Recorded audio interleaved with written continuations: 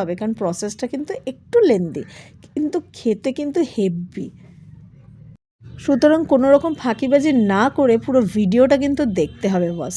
ভিডিওটা না দেখলে কিন্তু ছোট্ট একটা জিনিস স্কিপ করে যাবে, তখনই কিন্তু সেই চিকেন আর এই চিকেনের মধ্যে কিন্তু ডিফারেন্স এসে যাবে, তখন কিন্তু ঝাড়টা বাড়িতে তোমরাই খাবে। এবার দেখো আমাদের মশলা কিন্তু প্রায় রেডি। যেই মশলা রেডি হয়ে এসছে আমি কিন্তু ফ্রাইড চিকেনগুলোকে দিয়ে দিলাম, দিয়ে ভালো করে কিন্তু মশলাটাকে মিশিয়ে নেব।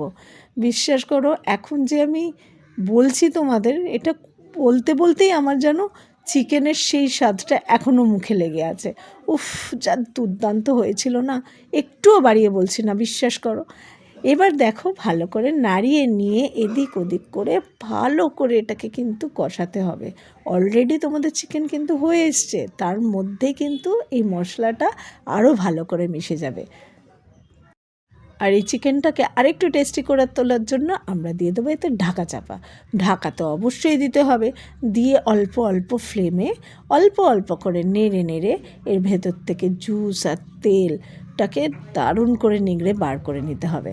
দেখো এটা কিন্তু একদম মনে হচ্ছে এখন ফ্রাইড ফ্রাইড হচ্ছে, কিন্তু এটা কিন্তু গ্রেভিও হবে, একটু আস্তে আস্তে বলছি। এইবার এটা আমি কি দিলাম, সেই যে দইয়ের পেস্টটা রেডি করেছিলাম সেই মশলাটাই দিয়ে দিলাম, এবং তাতে একটুখানি জল ঢেলে আবার বাটিটা ভালো করে ধুয়ে ওর মধ্যে মিশিয়ে দিলাম।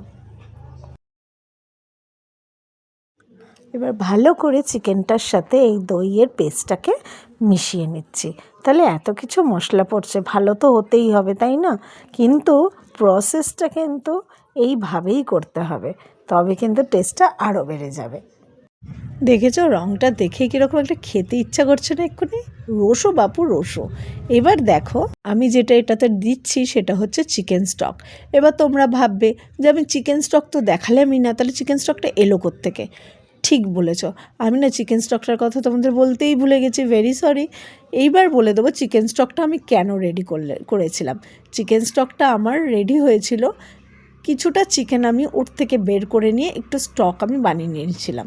তোমরাও চাইলে চিকেন স্টক এইভাবে বানিয়ে নিতে পারো, আর যদি না বানাও কোনো ইস্যুস নেই, তোমরা এমনি গরম জল ঢেলেই এতে দিয়ে দেবে, তাতেও কিন্তু রং এবং স্বাদ দুটোই অতুলনীয় আসবে, এটা আমার গ্যারেন্টি। দেখো ঢাকা চাপা দিয়ে আর বাকি সেদ্ধটা করে নিয়েছিলাম, এইবার ঢাকাটা আমি খুলে দিলাম, খুলে দিয়ে এইবার এটাকে আমি আর একবার ভালো করে নেড়ে চেড়ে নিচ্ছি।